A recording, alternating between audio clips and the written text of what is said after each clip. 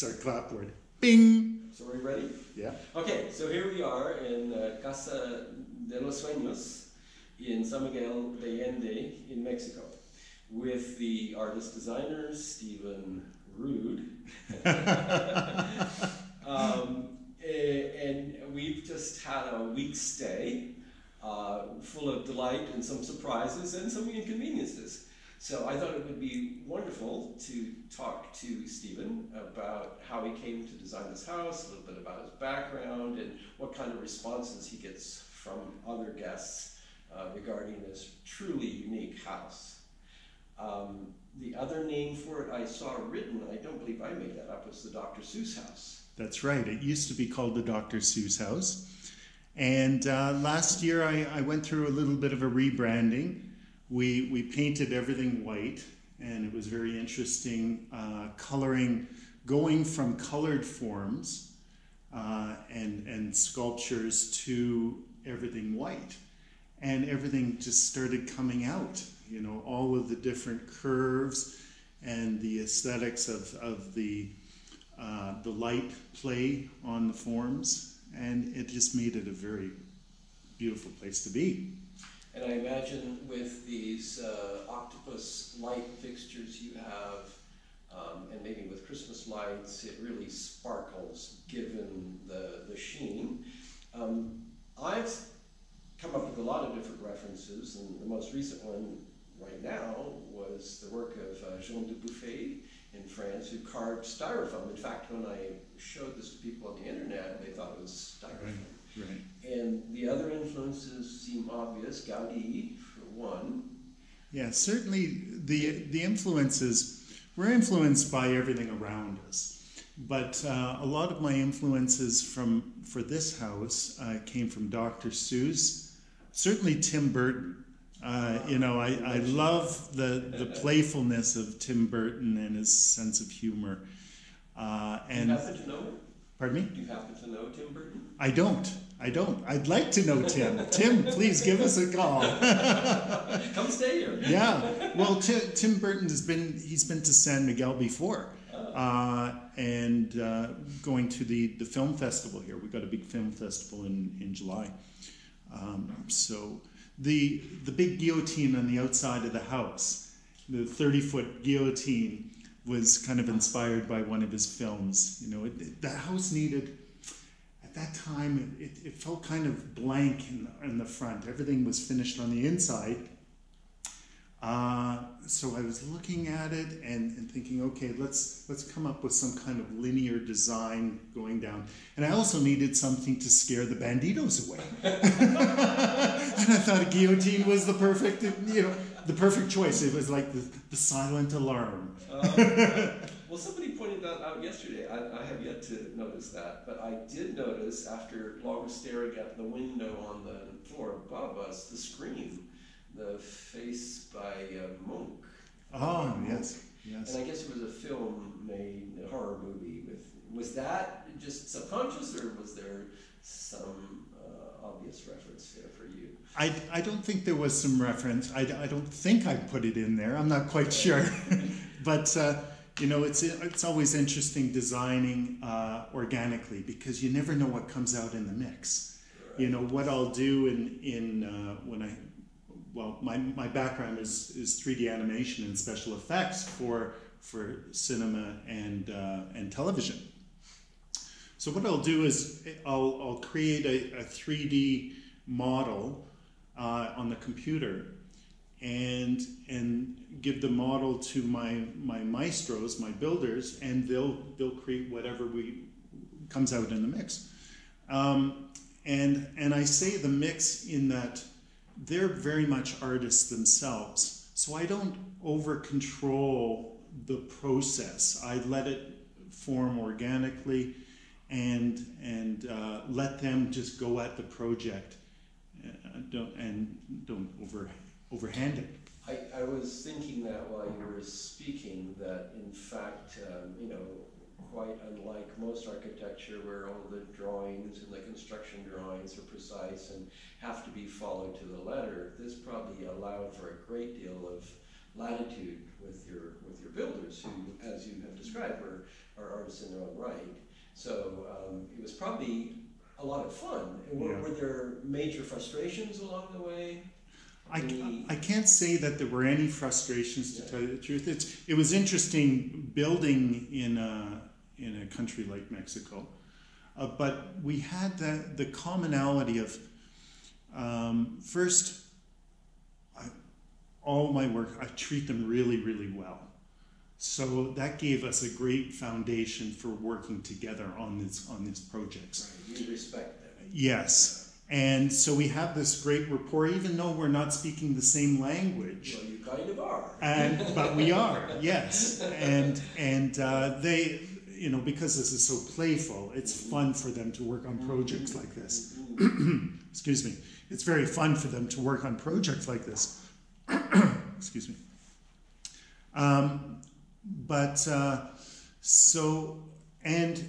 The common communication that we had were the 3D models, and they could visualize that without a lot of explanation.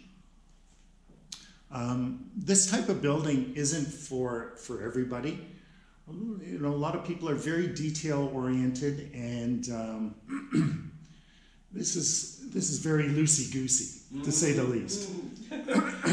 Well, as you're describing the process of art, that seems perfectly normal with the likes of sculpture or a painting, but is it a major risk in building because it's expensive?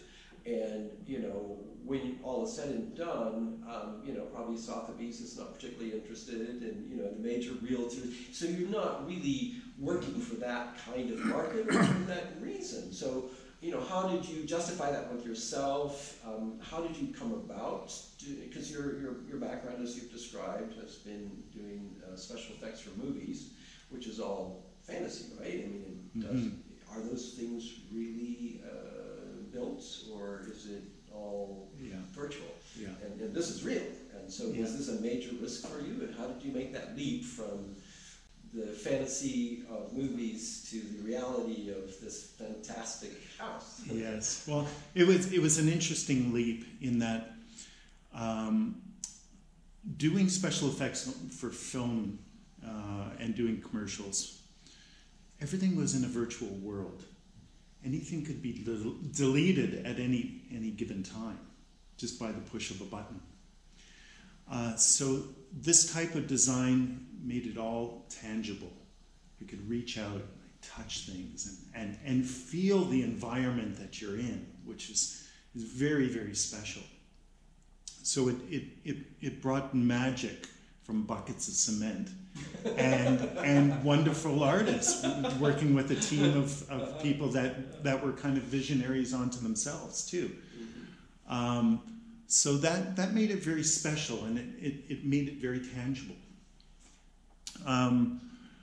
Now, it is very risky designing a house like this, and it's not always the easiest type of rental. A lot of people that come to San Miguel, a lot of Americans and Canadians and Europeans, they want normal. They want modern. They want maybe soft colonial Mexican, and that's what rents out all the time. They feel comfortable. They're not stubbing their toes in the morning, and they're not banging their heads on crazy vacuum cleaner lights. So if I went in that direction, the house would be easier to sell. It would be a lot easier to rent. You would rent out more often. But to tell you the truth, once I sell this house, and we're just putting it on the market next year, once I sell it, I'll do another. Regardless of all the pitfalls, the reality is I just have to do this. And then I'll just work around. You have the addiction. Yeah. I just keep on whacking my head against the brick. Well, I think it's very courageous. And, so my family was over yesterday, and we got the whole range of responses and commentary. And, eyes wide open and mouths wide open and awe, I think is pretty much standard. Yes. And the comments that follow vary widely. Some think it's just weird, and some start observing all the things about it that are impractical, and others are just laughing and enjoy. And of course, the children in particular, could care less about whether it's practical or not. Oh, they love it. They just Sedona plays in the water in the trough upstairs, and just jumping up and down on the beds and jumping off of the snake, and just giggling and laughing. As was the 11-year-old who came to visit yesterday. We got one comment from a relative who deems herself to be fairly right-brained within her own family, but within our family she seems very strict and, I won't say rigid, but certainly more controlled. Yeah. Anyway, her comment was, "This is a cure for Philip. He's looking at something, this is a cure for Philip's impracticality."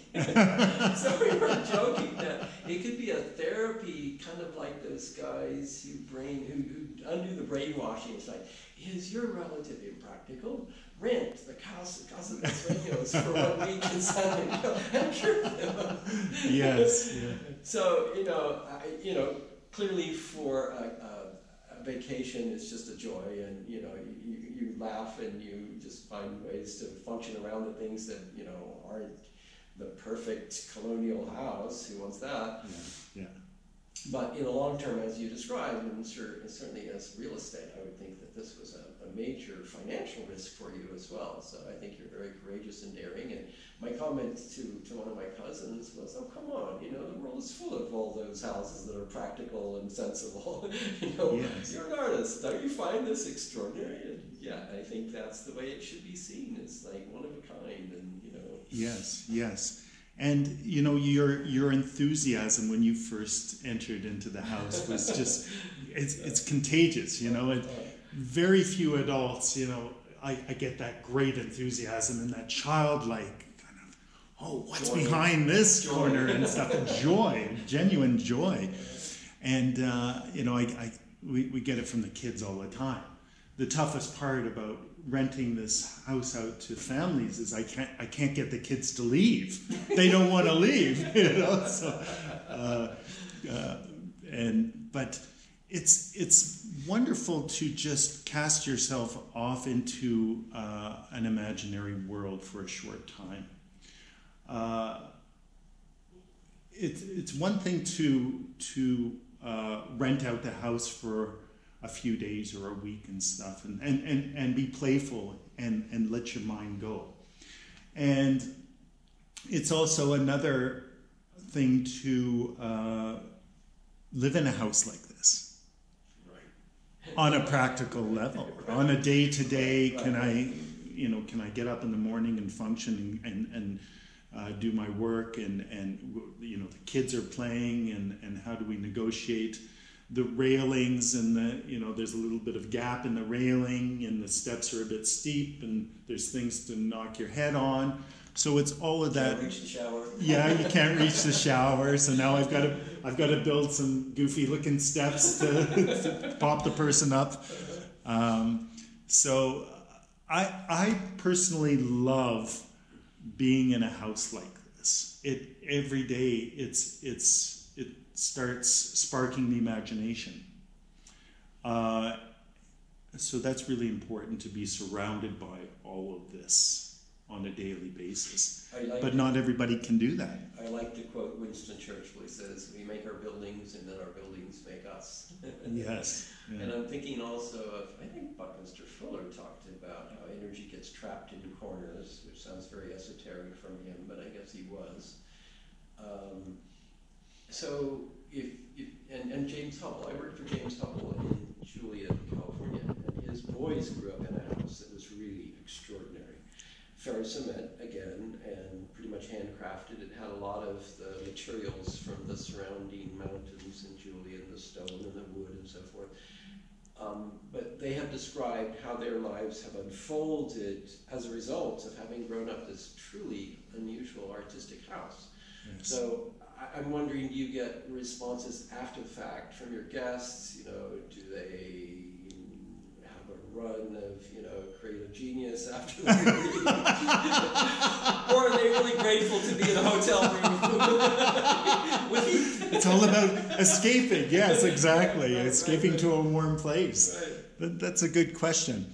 And also one of the questions I get when people first arrive into one of the houses is, do you take a lot of drugs? Like, what's up with that? The occasional aspirin, but that's about it.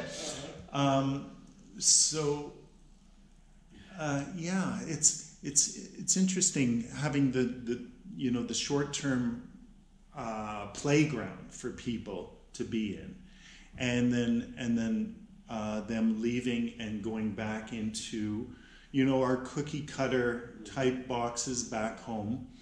And I suspect our cookie cutter boxes back home are really important in terms of economies of scale, that we can make these things affordable for people to live in. And when people purchase houses, it's a big investment. It's a big risk. Yes. And they're always thinking about the future of, if one day I'm going to have to sell this, so I can't do anything oddly, which will deter possible buyers. Yeah, except for that sort of fortunate few to whom money matters not. Yes. They can do whatever they care to do and then walk away from it. That's right, yes. But it is a big investment in our lives. And it's something that we're very careful with, and that's the other side of the practicality of why we choose the houses we do. It's true. Yeah. Yeah, and that's why I consider it to be so courageous that you have actually done this. Yeah. And make it available for guests constantly. Yeah. Do you find that?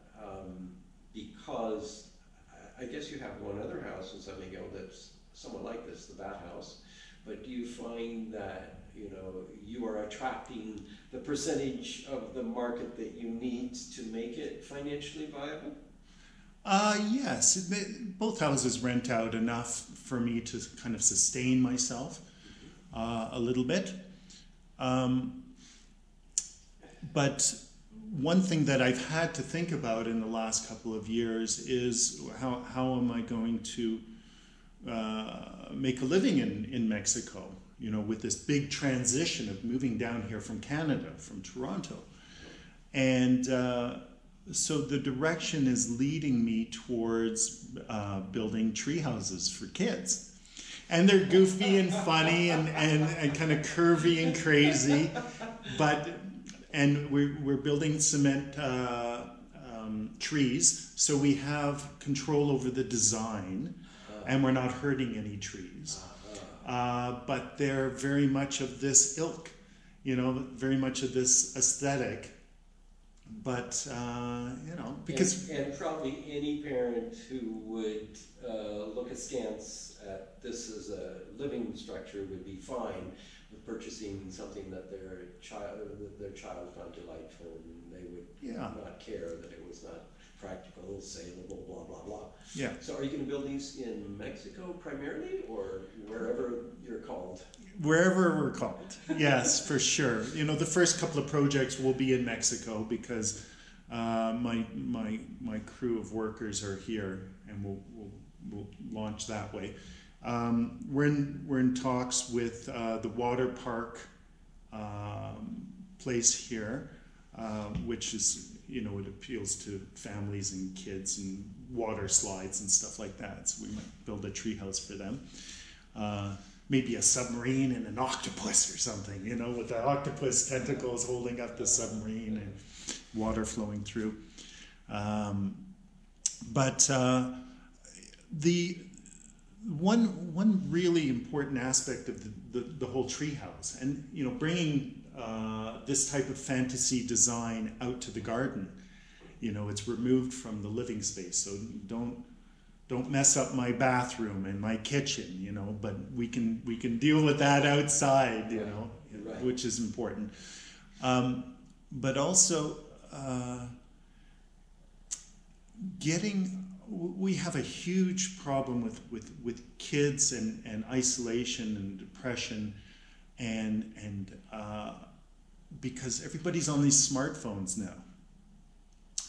So spinning the, launching the treehouse idea and getting kids away from those devices and getting them out playing. Once again, making friends, making memories, having fun, and being in a playful, creative environment. That's where that's kind of snowballing from. That's wonderful. Yeah. James Hubble's answer was always getting back to nature, and I think the two are definitely integrated, especially since you're talking about doing them outside. Yeah. On our last visit, we were in the Children's Museum in Mexico City, and I recall lots of plants there. I do not recall seeing any child on a smartphone. Yes, which was really nice Yeah. to see, because Yes. Mexico, it's not as much of a problem because the families are a little more involved with each other. Yes, exactly. It's about spending the time together with the children and being there, present. But back in Canada and the States and I guess Europe, and it's a babysitting device at times, and we don't get involved with the kids. So we gotta have that time for device time and then that time for playtime. Yeah, it's something we're all having to adapt to. It's a hard new to phenomenon. ignore anymore. Yes. My last couple of thoughts. You're aware, I'm sure, of 3D technology and how rapidly that's advancing. 3D built houses is what I meant. How rapidly that's advancing, and the potential here. One of the things you described was the expense, because this is, every stroke of the trowel here is custom made, and it's not going to be Yes. easily replicated in a factory, right? Anyway, does that enter your thoughts? Do you have positive thoughts about 3D building, for example? Do you see that being a part of your work in any way? Interesting that you bring that up, because the beauty of designing and building a house like this is it provides jobs for families, and it puts food on the table. And that's really, really important. The whole 3D printed thing, and I love the technology. I love where it's all going. It's very exciting. I haven't seen anything really exciting besides a 3D printer, a big cement printer doing something linear. And if you're going to do something linear like that, you may as well provide jobs for people. But one interesting project that I recently saw was a 3D printed metal bridge from Amsterdam. Wonderful. The Dutch are very, very creative. But these two mechanical devices 3D printed this metal bridge from different directions. And this is a bridge that's curvy and windy and could not be built any other way. It's not possible.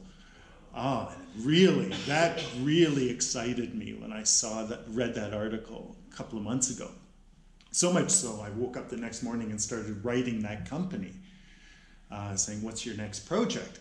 So that's exciting, because it's very difficult for them to provide jobs for people. Well, there's jobs for in the technical field to print off something like that. But it's all about providing jobs too. We have to sustain ourselves in life. Yes, I'm thinking of Tom Wolfe's book, From Our House to Bauhaus, and how that modern movement was meant to equalize things for the workers. the craftsmen who used to do the elaborate carvings and all the crafts that we so admire in Mexico, the stone workers, It's the all woodworkers, hand done. the metal workers, being done by hand. They were, of course, put out of work in Europe because, you know, industry was the new shining goblet on the hill, Yeah. where we're all headed.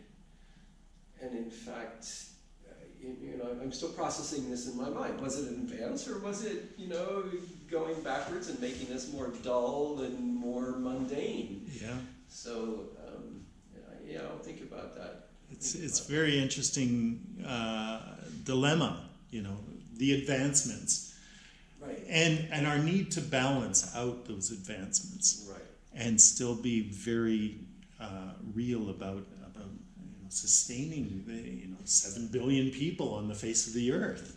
Right. Not to reject those things outright, because, you know, the promise of 3D printed houses is that they can be built in 24 hours, and, you know, you're providing shelter for the billions of people on the planet who have none. Yes. That's a good thing. Yes. Can it be done by hand? Yes, it can. There's some wonderful solutions. We built a rammed earth this wall of my house this summer, and we used Adobe Earth bags. There was a system developed by an Iranian architect, Nader Khalil, and he used long bags. He filled them up with 90% soil, 10% cement, and then he coiled them like a pot. So he's built experimental houses in, I want to say Hesperia, I'm not sure, Hemet, Yes. in California. And, you know, they advertise this as a wonderful solution for refugee housing, because you can just fly in the empty plastic bags. The people who have been displaced and have nothing to do can be put to work building these coil houses and create shelter at Yes. very, very little expense. Yeah. I think that's a great solution. You know, Yes. I don't think we can just reject out of hand every technology that comes along, but you know, you're exactly right about providing work and very satisfying work. Yes. Very satisfying work. How did your workers respond to this? Did they bring their families over? Were they, featured in the local papers? Is there, any kind of consequence for them? Yes. Well, the day in, day out build of this is incredibly gratifying for everybody.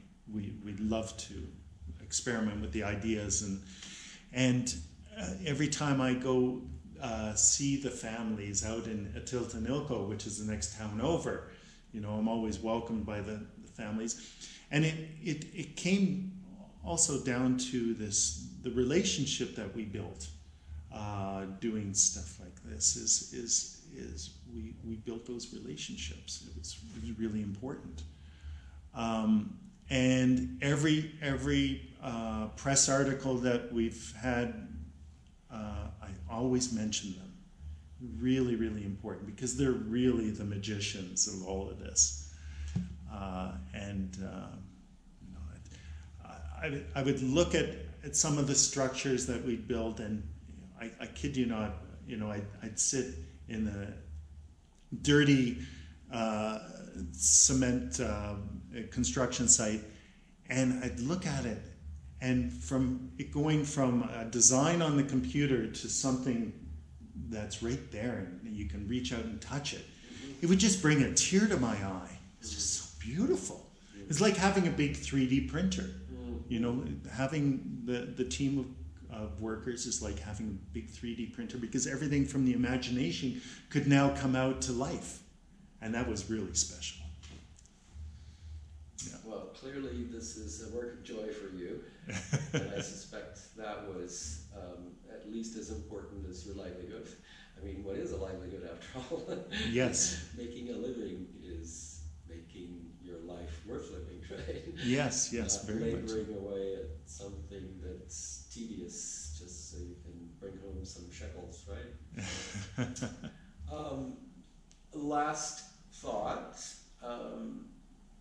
We have a department that has recently transitioned from interior design to interior architecture, and we're certainly undergoing some radical changes. It's mostly architects teaching now rather than interior designers. But most of our students have very little hands-on training. The work is mostly with computers, occasionally model making, which is at least working with your hands. The hand drafting is becoming kind of extinct. That's what I have done for years. What might you just say to a young 20-something, aspiring designer who, is just excited by the whole industry of living, housing, inside, outside? Well, absolutely stay fresh and creative. Your enthusiasm when you first walked in was something that you want to maintain throughout the life. Regardless of the tools you use and the things that, the computers that change or the hand drafting or whatever, those are only a means for us to communicate our ideas and thoughts. But to stay as creative and open-minded as possible. And take chances, Yes. Go out and take chances. Yes. And at first, you're not going to find clients that are going to want to take chances because it's their dollar. So maybe you're going to have to take on a few little projects yourself and self-finance it, whatever it is. So you give people confidence that your ideas matter and that I'm willing to back up these ideas with my own money.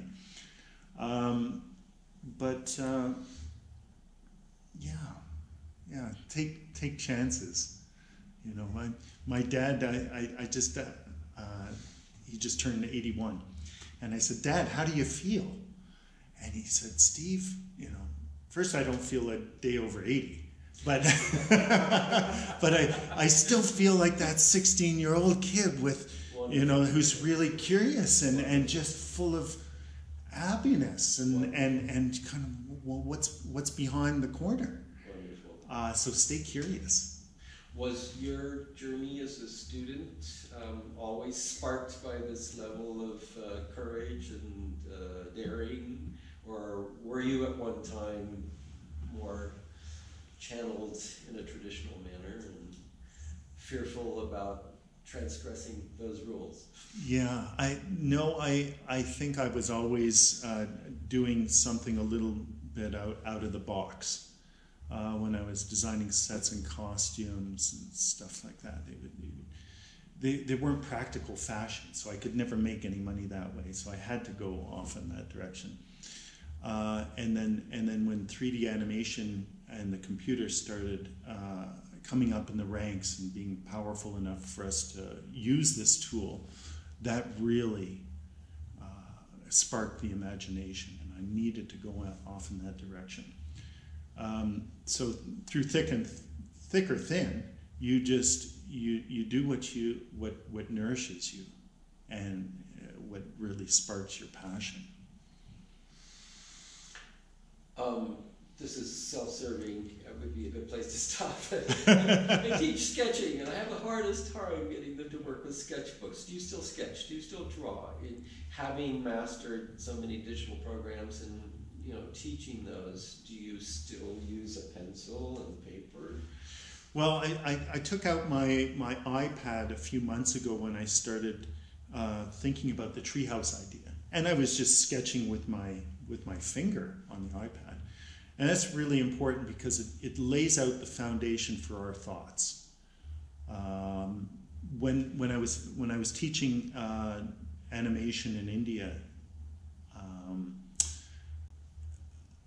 the foundation of before you enter into the animation program was you have to do 6 months to a year's worth of sketching and basic foundation work, and then they'll let you into playing with the computer.